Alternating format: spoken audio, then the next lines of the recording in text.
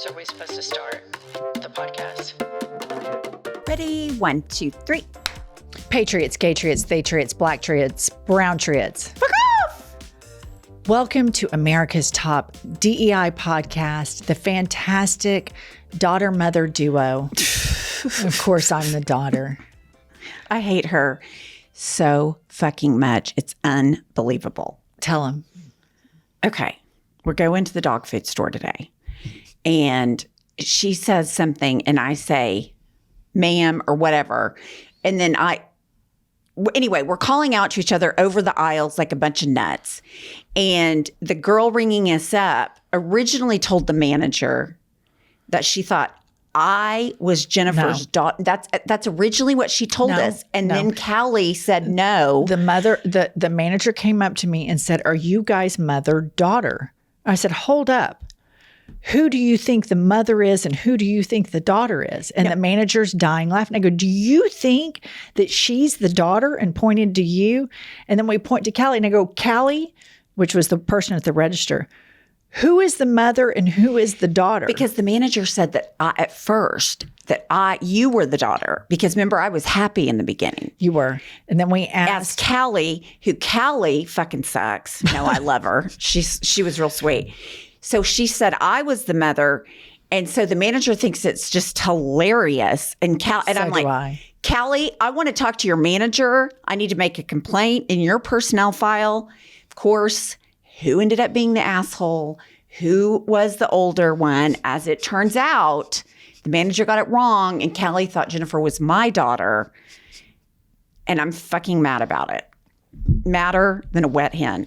Have you had it? I've had it. I've had it with Jennifer acting like she's a decade younger, and I've had it even more with store clerks that think I'm her mother. And that feed my narcissism. Insatiable appetite for ego. Yeah, I agree. If I were in your position, I would have been pretty pissed off and I would have had it too. However, considering that I'm the daughter in this scenario, I'm tickled pink. Pumps, what have you had it with? Okay, what I've really had it with, I've just had it with the overall lack of accountability in the United States of America in 2020-25. I'm so sick of people that make excuses for their bad behavior, double down on it, and instead of just saying, "I'm sorry, I have an unmitigated apology for you. Mm-hmm. I did something wrong. I messed up. My bad." That is severely lacking. And obviously the Trump administration is where it starts, but it trickles down into every area of life. I feel like people are emboldened now to act like they're not wrong when they are, and it's obvious to everyone they are, because we've just given up as a society on accountability. And I've had it because accountability is important. I have fucked up a lot. I've made a lot of mistakes, and I try to get to, I'm sorry. This is not about you. This is about my screw up. This is about me needing to grow. This is about me needing to examine my perspective and do better. And when we lack that, which we do right now, I feel like that contributes to the silo. Nobody can ever say, that's on me. And it's a real problem for me. I couldn't agree with you more. I think there's just a lot of blaming, deflecting, trying to rearrange the deck chair, scapegoating people instead of just taking accountability. This is on me. That's my screw up. I'm sorry. My bad. I'll fix it. Yeah. Recently, we had booked a podcast guest, and she is a younger mother, and she totally spaced it. And I got a text from her. "I am so sorry. I want to get in the fetal position and scream and cry and die. I've been in the weeds and I completely spaced it." And I just responded, "I got you. I get it. We're good." Right. Because that's all it takes to get over something like that is just honesty. We all fuck up. Right. But you got to rectify. You screw up, you rectify. And it's therapeutic for the screwer-upper to atone. That's right. Verbally atone. Right. And I really do. I think through that process, you realize where you can do better and how you can get better. And if you never own it, then you can never get better and you're just stuck. And I just feel like as a nation, we're just stuck. Yeah. I agree, Pumps. All right, I'm going to shift gears a little bit with my grievance. And I've aired this grievance before, but now I'm going to hyper-focus it onto something. I've had it with surveys. Like you go and you receive a service, and then you get terrorized after the service to take a survey about the service. Right. Most of the time, the service you received is not something you want to remember. Right. And y'all may recall a couple of weeks ago, maybe a month ago, I shared with our listener about my pap smear. Well, since the pap smear, I have received about 10 emails asking me to take a survey about my appointment. Yeah. And what I have to say to gynecologists, and I love my gynecologists, but what I have to say to gynecologists and physicians in general, all across the United States of America, nobody wants to remember their pap smear. Right. Every year when it pops up on my calendar, I think, my God, has it already been a year? I so don't want to do this. And the joy that I used to have between the ending of the pap smear before the beginning date that I got the next one is I never thought about the pap smear for about 364 days. Right. It never entered my brain. I didn't think about it. I was able to just remove it entirely from my consciousness. And now this survey is following me around in my email box, terrorizing me, reminding me of climbing up on the table, stripping down naked, putting my legs in stirrups, spreading them wide open. The room is about 40 degrees Fahrenheit, and I am dying. And I don't know why they are so hell-bent on this cruel and unusual post-pap smear, follow-up, email torture. I don't want to take the survey. I'm going to tell you the pap smear was not great. I don't want to talk about it. I don't want to think about it. I don't want to attach a memory of, great job, team. You did a great job digging in my vagina today. Great job scraping my vaginal wall. I don't want to make comments like that. Why is this a thing? Why are we emailing women who are responsible to get their pap smear and asking them to give a survey about the service of receiving a pap smear? What the fuck is going on? I don't know. And I don't know that if that's not on some kind of software, because I get that with when I go to the doctor, like before I'm even out of the exam room, I'm getting a survey. But a couple things about the doctor and the pap smear. Number one, they're not all that different. I mean, they're the same. I mean, how are they going to improve your pap smear experience? It's the same thing. It has been forever and ever. Number two, I wonder if they ever get a survey that said, I loved my pap smear.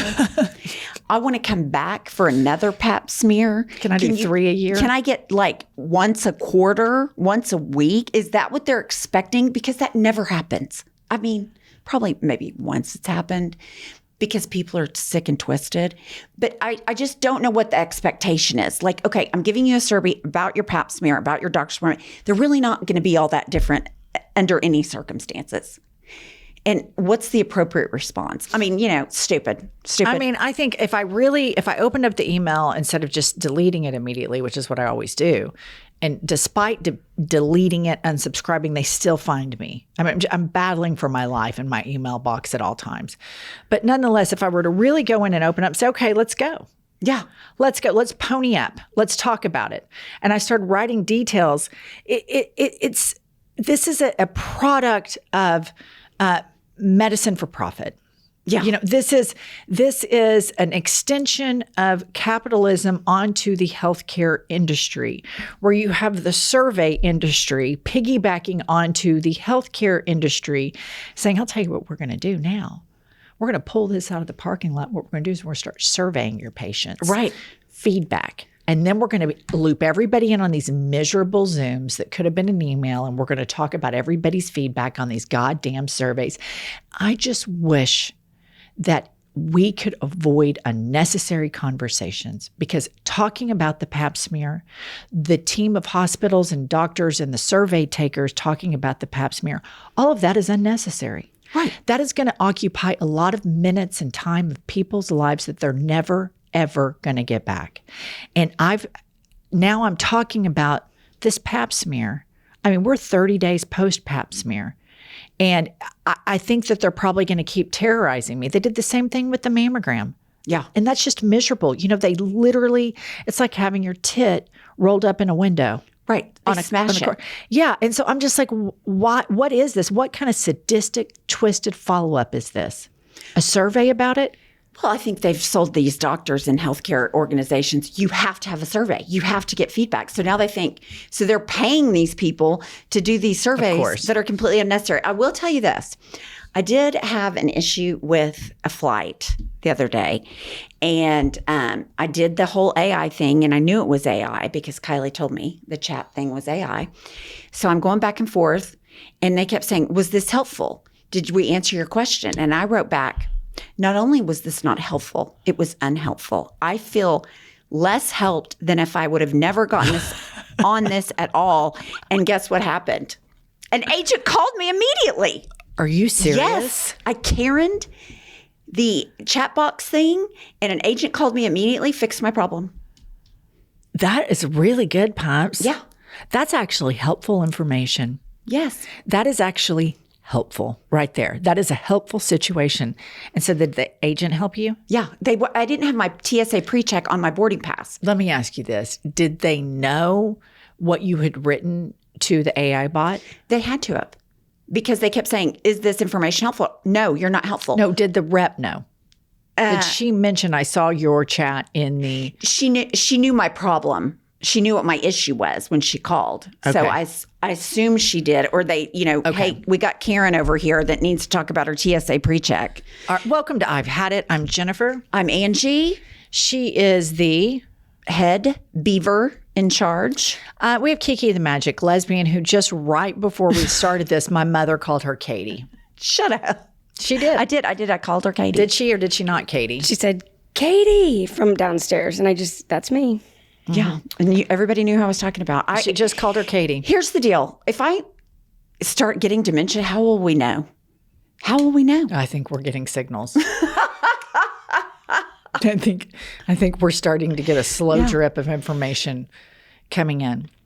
Okay, I've got some reviews for you. This one is 5 stars titled New Love Language. And they say, if you're seeking some soothing background noise for your smoky eye dress-up time, constantly find yourself contemplating stealing your spouse's last bite, or just need a comforting escape from Trump's America, then inject this pod directly into your veins and breathe it all in like a giant hit off your vape. My vernacular has been forever changed from Blessica's expansive vocabulary and the way she says dipshit could be whispered into my ear like sweet nothings until the end of time. And let's not forget everyone's favorite size queen, Princess Mima, who continues to sacrifice finding love after lockup to dedicate her top legal line to the listeners. So curl up with your Stanley Cup and 1 or 2 of your 20 bridesmaids and prepare to be forever changed and for your mama heart to be filled. Truly doing the Lord's work, ladies. Caw. I really like that. I like that post a lot. And Clever. I do think your sacrifice of not dating inmates. Right. Because it would be so time consuming. It would take away from this podcast and iHip News. And just the fact that you just shared with everybody randomly one day, I will never date an inmate. At the time I thought, well, that's a real fucked up thing to say. But now that they've written that out there like that, I think, she doesn't have the time to date an inmate. I don't have the time to date an inmate. I don't like to talk on the phone, so that would really hurt my collect call situation. And I have to spend a lot of time with my dog. Yeah, He requires a lot of attention. That's super important. What a clever email. Katie, that's not an email. That's a a review, whatever. Review, yeah. Everybody knew what I meant. Okay, I actually have a DM that I'm going to read you. Okay. This person said, just finished your new book. Thank you, ladies, for being you and letting us see your true selves and your brutal honesty and sharing your ups and downs with the world.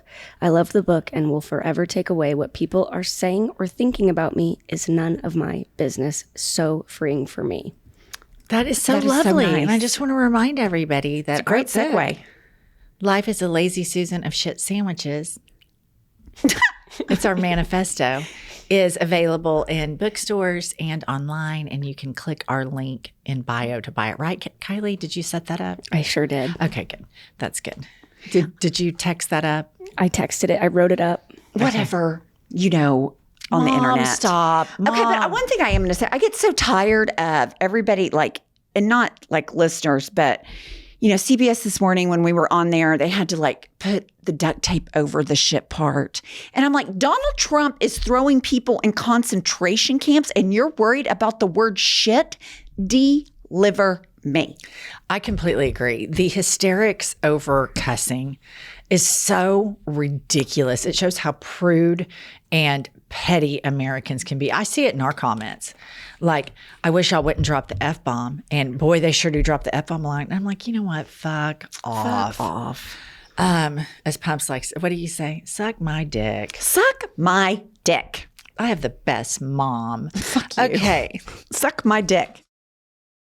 Pumps and I need to share with everybody that we have written a book. It's called Life is a Lazy Susan of Shit Sandwiches. And believe it or not, Pumps and I have not always been so rock solid, and we talk about all of our trials, tribulations, most of all our fuck-ups. Yes, because fuck-ups are relatable and a part of the human experience. I have gotten so much feedback regarding the book that because of my situation with the religion and addiction and all that people relate to that. So I do think there's something to take away that's comforting about it because we've all been in very difficult situations. And listener, what we want you to do, this is the it book for summer reading. So please get your copy of Life is a Lazy Susan of Shit Sandwiches and take a picture of yourself with the book in really great places and tag at I've Had It podcast, and we will share your images with our summer it book.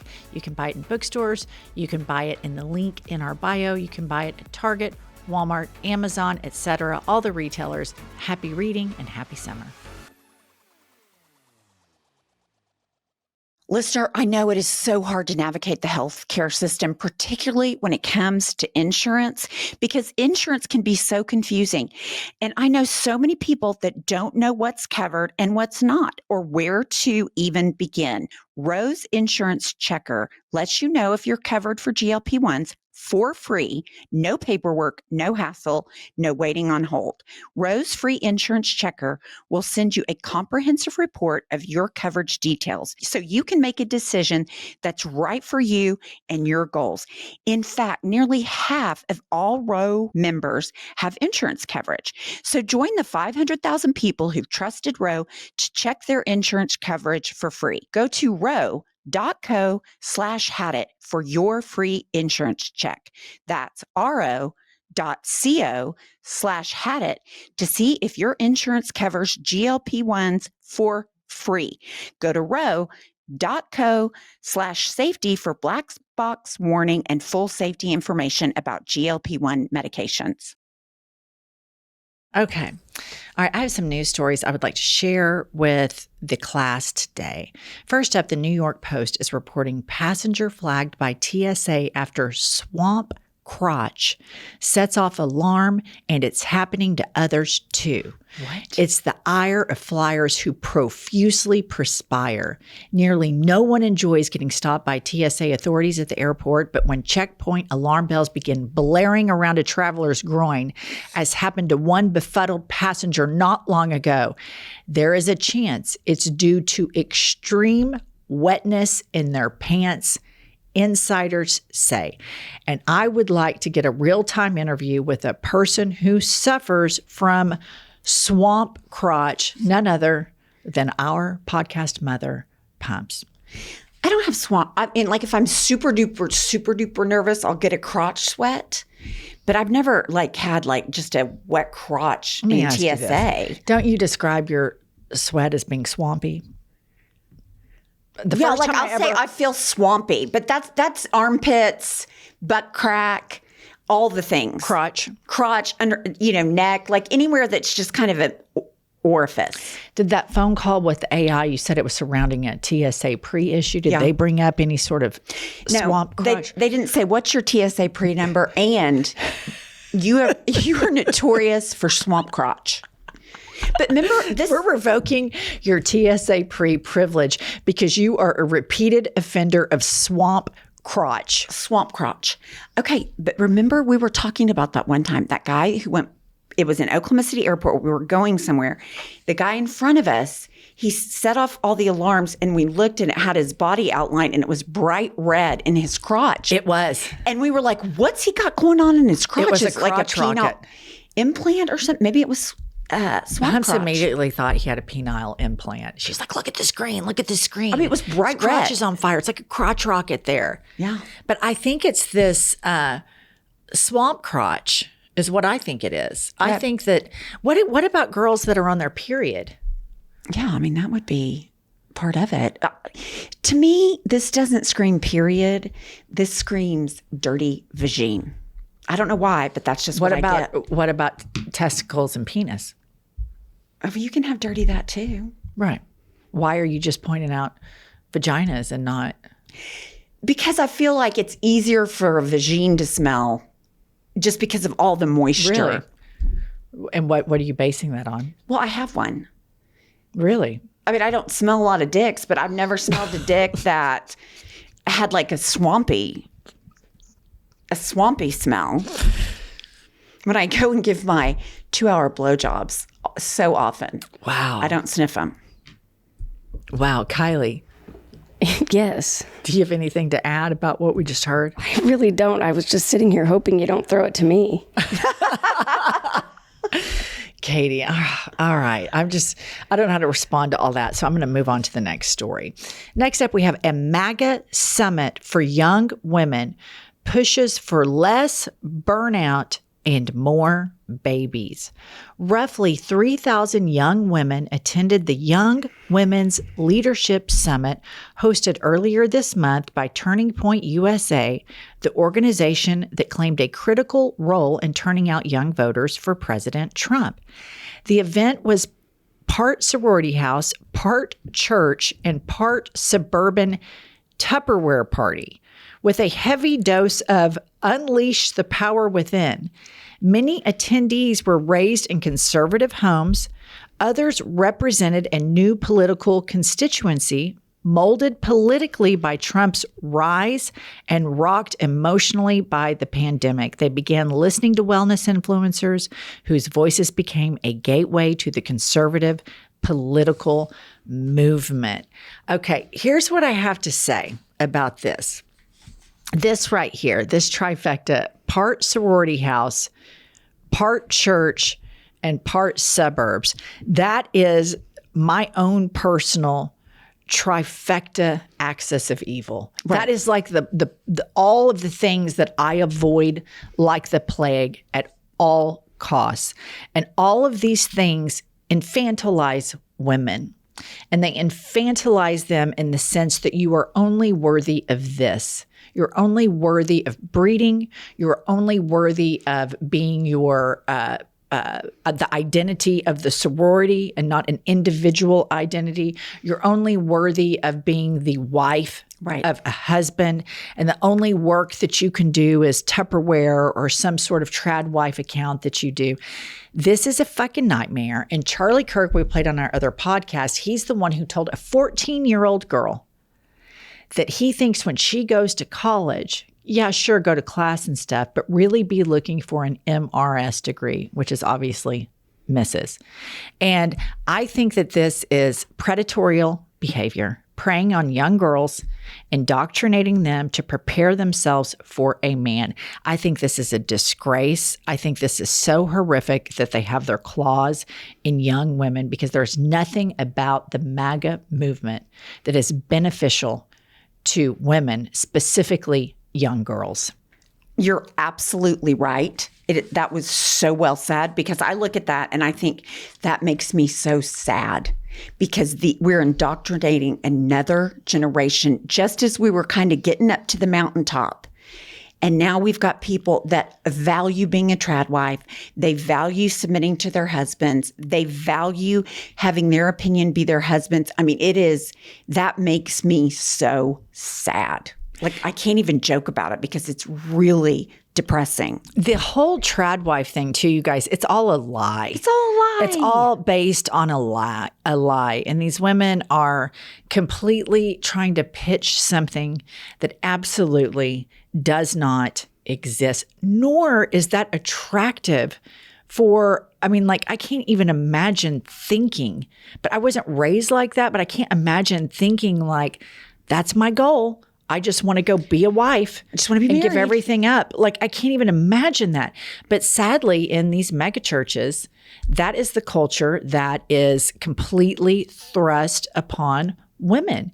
And there's a lot of hyperfixation in religion over the woman's purity and sex life. And I think that is inherently sexist. I think the idea that Mary, in order to have given birth to a savior, had to have been a virgin is inherently sexist and doesn't help the cause of women by saying, oh, somehow if a woman has had sex that she's dirtied or soiled.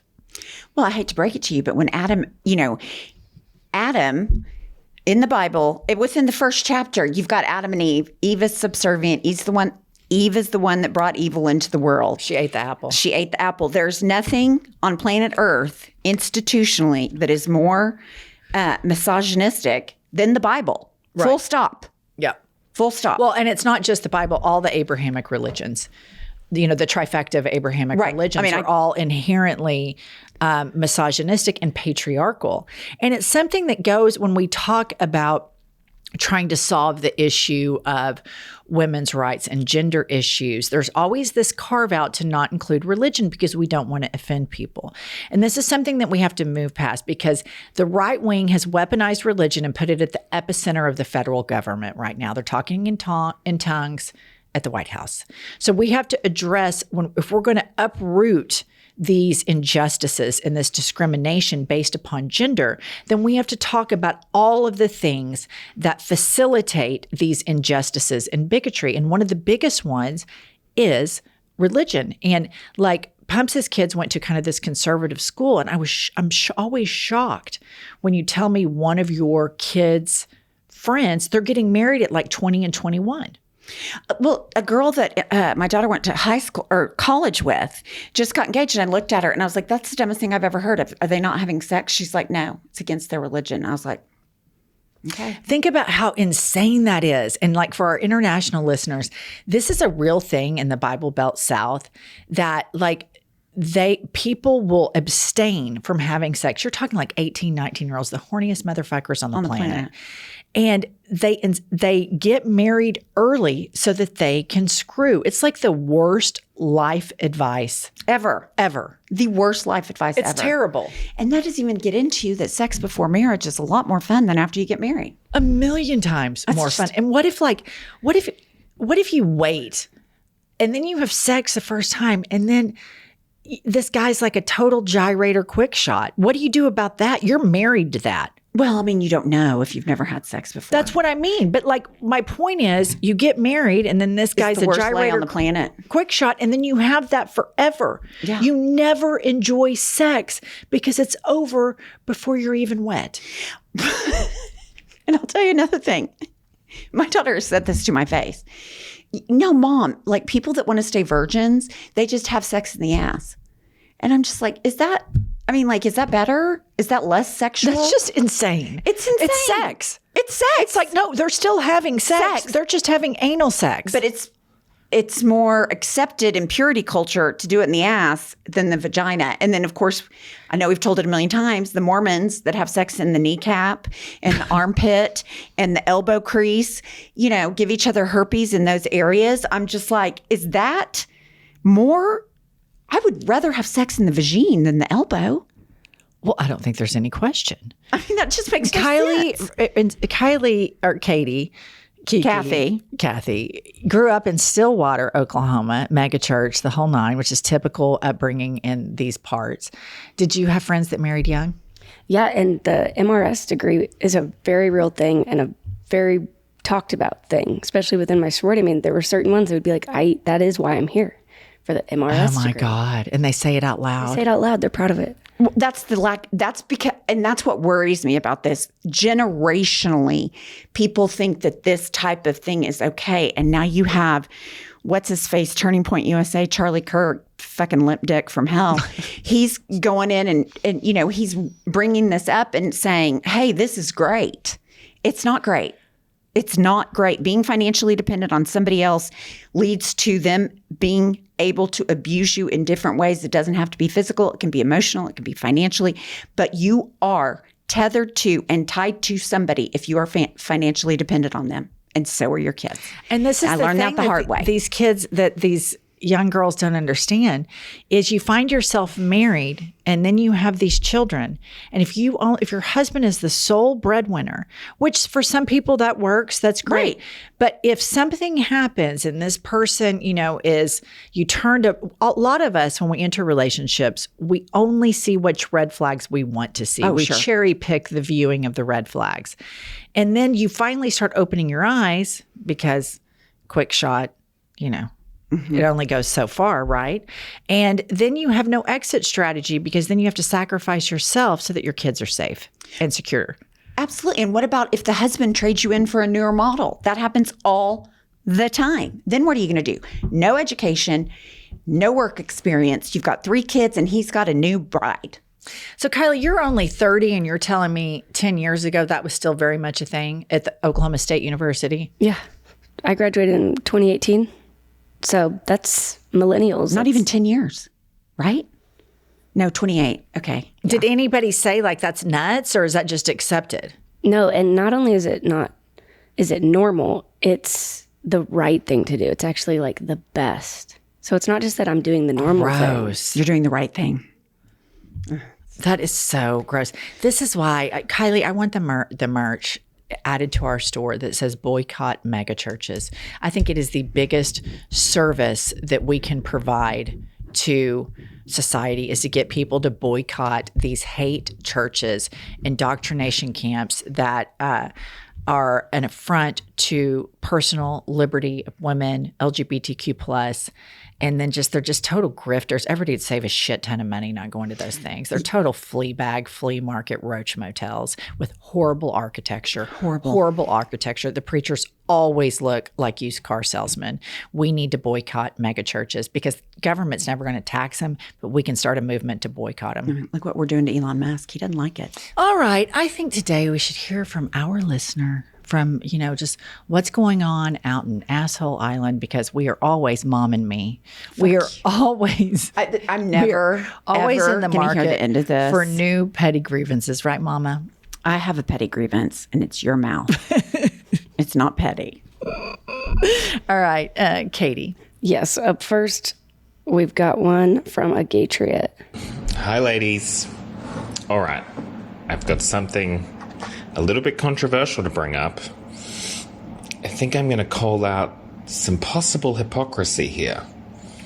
Jen, you always talk about parents being the problem with raising narcissistic children, always telling them they're great, fantastic, nothing's wrong. And then I hear you talk about how you raise Tubby and Cha-Cha. That's true. There's a little bit of a disconnect here. You're so photogenic. You're so smart. You come to work every day and you're such a hardworking dog. I think you might be raising some narcissistic pups there. Anyway, just food for thought. Bye. Fucking love it. I take that and I am guilty as charged. Yeah. I completely agree. I have raised little narcissistic monsters in those 2 little French bulldogs. And we know I have. And they are. I mean, I've got to say, photogenic, incredibly intelligent. Tubby more than Cha-Cha. I mean, not to discount Cha-Cha. She's super sweet. Tubby is especially photogenic, intelligent.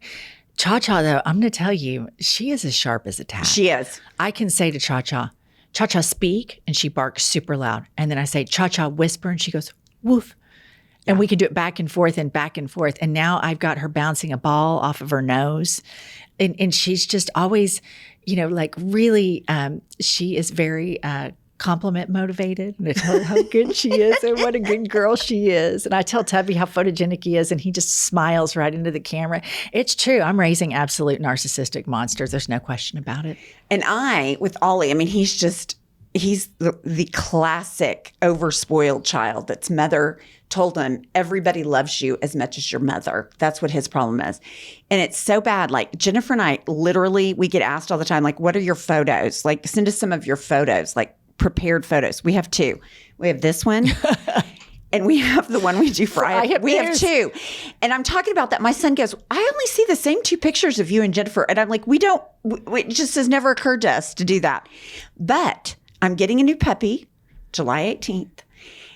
And I really want to redo the photo shoot with all 4 Frenchies. Like, I'm more excited about doing a Frenchie photo shoot, even though it'll be disastrous. Getting 4 dogs, but with Tubby leading because he is so photogenic and he does kind of keep the other 2 in line, and Tilly will be a puppy. But like, I don't give a shit about our photo, but I want to have Ollie and Matilda in it.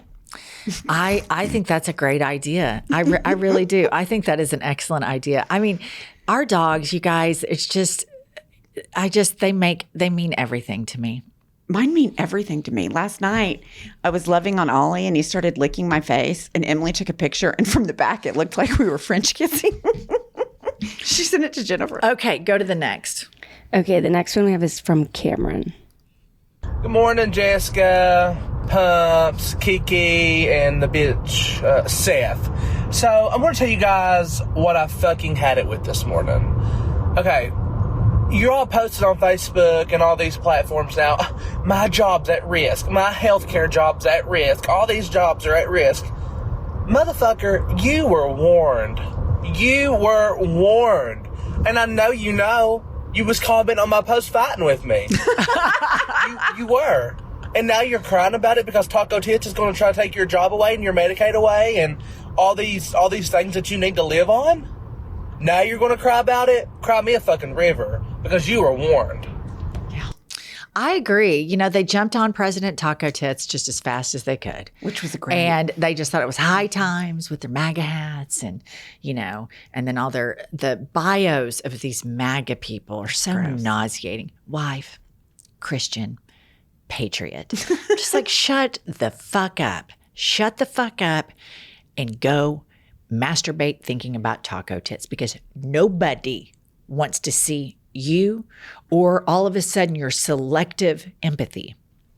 You know, here's what I see on all over the place. I voted for Donald Trump. I didn't think he was going to deport my wife. Or, he took all the migrant workers. I didn't think he was going to take my workers. Or, you know, the Latinos for Trump. Like, he sold us down the river. And I'm like, this was all readily available information. Mass deportations was the thing. And you're sitting around mad because it's your wife, it's your workers, but you didn't give a shit if it was somebody else's wife or somebody else's workers. And so it's funny because you and I kind of switch on this. Like, I have a really hard time having empathy for those people. I'm kind of like, you know, you get what you pay for, motherfucker. You always go back to my vote covers them. My vote is my empathy. There is something perverse in me that gets a little bit of joy when I see all this. And I just want to say, fucked around, found out. Here's the deal. I get it. I love the find out phase of this. But at the end of the day, I don't want this person who was a Latino for Trump, whose husband gets deported and detained. As much as I fucking hate MAGA and every fucking triple Trumper on the planet, and I mean IHATE, exclamation point, bold print, italicized, underlined, hate them. I don't want them to suffer. I know. I want to hate them. I want to hate them because I think they suck, but I do not hate them and want them to suffer. That's the difference. The people who want to own the libs, they genuinely want liberals to suffer. They themselves will suffer so that they can ensure that liberals suffer. Right. The suffering and the cruelty is the point for them. I just want to privately hate them and talk about them behind their backs on my podcast. I don't fucking want them to suffer. Right. Well, it's, you know, like this whole, you know, concentration camp thing. Like, anybody that's cheering for a human to be locked up like they do in El Salvador or at this Alcatraz Island, there is something deeply wrong with you. Any human being, particularly without due process, particularly with no evidence against them to be slapped over there's something wrong in your brain. Like, it's not working. If you look at that and you think, I fucking want the merch. I want the hat. I'm in. Like, something's not right. As my children are growing older, they're becoming more susceptible to fragrance in the products they use on their skin. And that is why I have been now diving in to what are the chemicals in the products that I use. And I am finding that so many chemicals are in there that are unnecessary. I was shocked that my laundry detergent is one of the worst culprits. So I switched to Earth Breeze. Their detergent sheets are free from harsh chemicals like dyes, parabens, phosphates, and preservatives. And they're way easier to use. No heavy plastic jugs, no mess, just a pre-measured sheet that dissolves in seconds. I feel so much better knowing I'm not exposing myself and my kids to those unnecessary toxins. And my laundry still comes out fresh and clean. If you want a gentler clean without harsh chemicals, switch to Earth Breeze. They're also backed by a 100% money-back guarantee. So basically, you are trying it risk-free. Right now, you can get 40% off with your subscription at earthbreeze.com/hadit. That's earthbreeze.com/hadit. Some might say Homes.com is the best home shopping site. Could it be because it has a sleek, spam-free site or the most in-depth school info? Homes.com knows every parent wants the best for their kids, so they're the only ones with school and district details and reviews from multiple sources, including niche. It may be Homes.com's super comprehensive and transparent agent directory, or maybe it's that Homes.com is the only site that always directly connects you with the listing agent who knows the home best. Perhaps it's because Homes.com has the most in-depth neighborhood content of any home shopping site that's extensively researched to highlight the personality of each neighborhood. Homes.com has 22 data visualization layers, 7 environmental layers, and allows you to search by commute and architectural factors. It's the home search you've been searching for. Go to Homes.com today for home shopping the way it should be. Homes.com, we've done your homework. All right, Kylie, next. Okay, up next we've got Will. Hi, Jennifer. Hi, Pumps. Hi, Kylie. My name is Will. I'm from South Alabama, which is just a huge I've had it all on its own. But this specific I've had it is really prevalent in like comment sections. And it's when, a Democrat posts something that's slightly controversial, slightly edgy, and then a Trump supporter comments back, "The party of the caring, everyone. This is the love and acceptance party." I don't love or accept you, motherfucker. Do not tell me if I am loving and caring. I do not like you. I loathe you. Everything you stand for, I deplore. Ugh. You think I care enough? Ugh. It irks me to my center. Anyway, see y'all on the next episode. Love y'all. I agree with this. Yeah. This is this whole, but here's the point. They never have a policy or a counterpoint to anything. It's just always semantics with them or ad hominem attacks. It is never, ever like about tax policy. They never can say, I would much rather the billionaires get a tax break and I'll gladly pay more.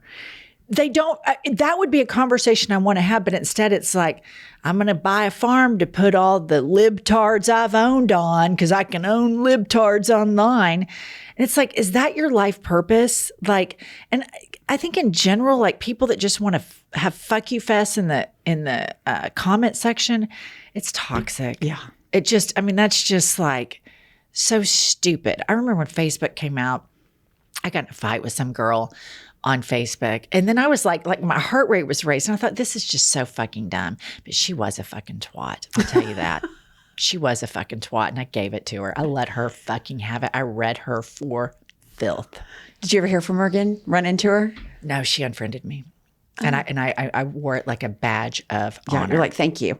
Oh, and I have another confession. I did get in a fight with another woman. On Facebook, and she posted something about Trump. No. She posted, this was in 2020 when Biden won, and this woman was a Catholic, and she posted something about Biden not being a good Catholic and then like something pro-MAGA, this woman, this Catholic Republican.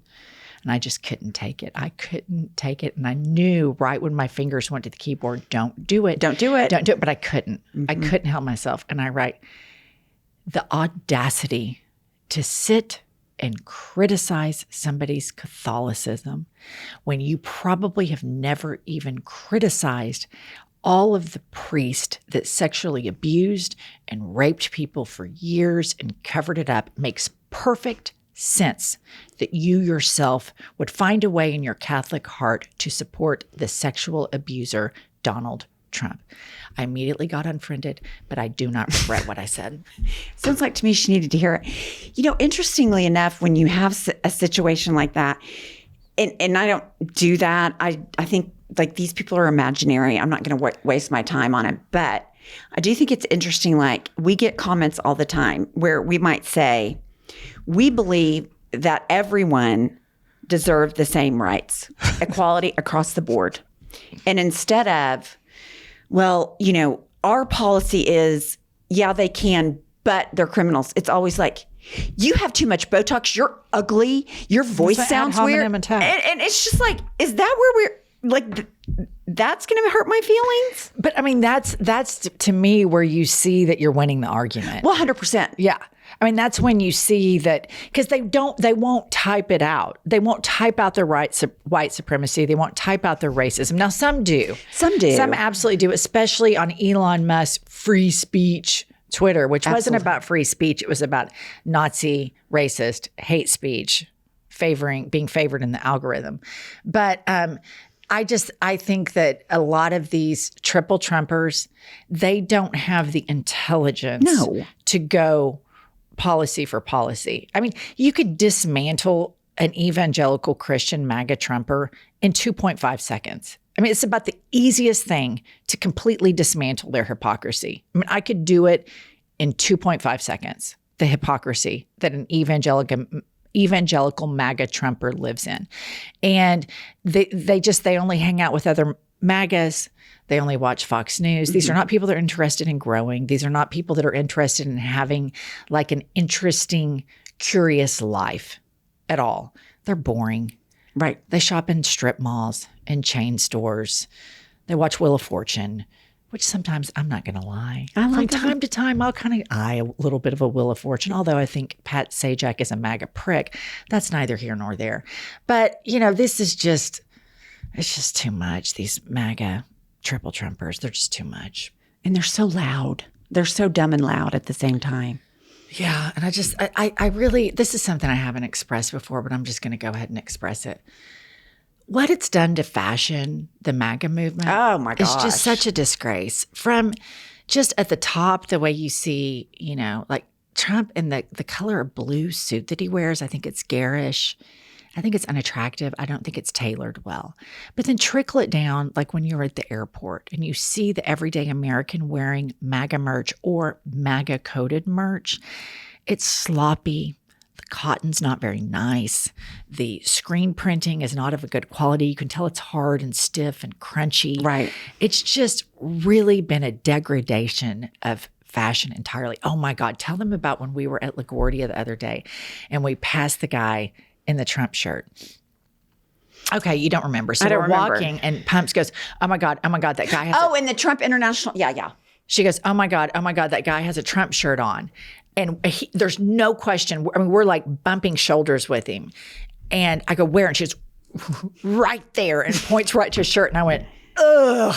And then when she did that, I started going, ugh. Yeah, and there's no question that he heard it. Yeah, you know, he's like, sucking liberal tears, blah, blah, blah. You know, and I know you're going to get mad at me, and I'm going to get so much backlash online, but I just think it's worth saying. We have all this MAGA hate that starts and stops with Botox, fillers, fake faces, all the things. I mean, that's like number one what we get. And then you look at the pictures from Mar-a-Lago. And I feel like my Botox isn't that bad. I mean, I'll own it. I have Botox, but it's like, you're telling me these are your idols and you're criticizing my Botox and fillers? That's a good point, actually. I mean, you know, like, really? Right.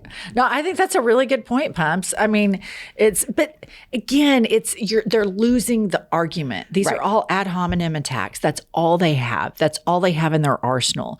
You can say, I believe in equality. I believe in the Constitution. I believe in democracy. They can't say, oh, we do too, because they know the goose is cooked on that. So then it's like, oh, you're old, you're a dried up hag, and your Botox sucks. And so it's like, fair enough. All right. Yeah, you're not wrong. Spot it, got it. Right. Okay, whatever. And then you just move on. Okay, Kylie, next. The last one is from Gatriot Garrett. Hello, ladies. So there's something that I've been noticing over the last few years that's really bothering me. I'll go, on a walk or a hike, and I'm starting to constantly see people leave their bagged dog shit on the ground or on the trail or wherever. And I just don't understand what the fucking purpose of doing that is. Like, why not just leave your dog's shit there? Like, without a bag. Now it's going to be in a fucking plastic bag, and it's not going to, go anywhere for God knows how long. What's the fucking point? I just don't understand. Have you guys seen this? This is fucking annoying as fuck to me. I have not seen this, but it doesn't surprise me because people cannot take things over the finish line. Right. They can't even flush the toilet with their own shit. And so this is insane. I agree. Just leave the shit out. Leave the shit. At least it'll fertilize the grass or whatever. Just leave the shit out. Just if you cannot take it over the finish line and throw your dog shit away, then just leave the shit out. Right. Let it just naturally decompose with the soil. Don't add plastic to it. This is funny because when I take Blaze for a walk, Ollie doesn't poop on a walk, which is weird. But Blaze, he's even money. He's always going to do it. I have to carry it around. Like, I don't want to. One time at my neighbor's, at my old house, you remember this, I told Kirk I had quit smoking. And so I smoked. And then I ran over to my neighbor's big trash thing on the outside of their house, and I threw my cigarette case in there. And then they were like, did you throw a cigarette pack in our garage? And I'm just like, first of all, who the fuck looks in their big blue trash can? Like, that was weird. But anyway, I'm like, yeah, it was me. And so then ever since then, I'm like, do people look in their trash cans? So I won't even throw my dog poop in. I'll either walk to mine, but there is this little commercial area, and it says, if you don't have a office here, don't throw in the trash. And I will rev up that shit in that bag, and I will chunk it into that deal. But it would never occur to me just to put it in the bag, tie it up, and leave it. That seems like you're going halfway. Let's get back to the revving up of the shit. Let's get back to the details on that. So you lasso it? Yeah, I lasso it because there's like how many rotations are we talking here? 1, 2. On the third. So 1, 2. So not even an 8 count. No, not an 8 count. Because I'm just trying to get it over the 8-foot stockade fence. Revving it. Because I'm looking through the little slits. Yeah, I do. Wow. And are you braless during most of this? If I was braless, I'd have a black eye. You'd know. Okay. All right. I was just curious. I do like that you rev it up. I think that's a fun little spicy thing to do. Yeah, rev it. Mm-hmm. All right, guys, I think that's all we have for today. I want to remind you to buy our book, Life is a Lazy Susan of Shit Sandwiches. Surprisingly, we're getting really positive feedback. So that's something we did right, Pumps. Something. We'll put that on the list of 2 other things. All right, Pumps, tell them. We will see you next Tuesday and Thursday. I'll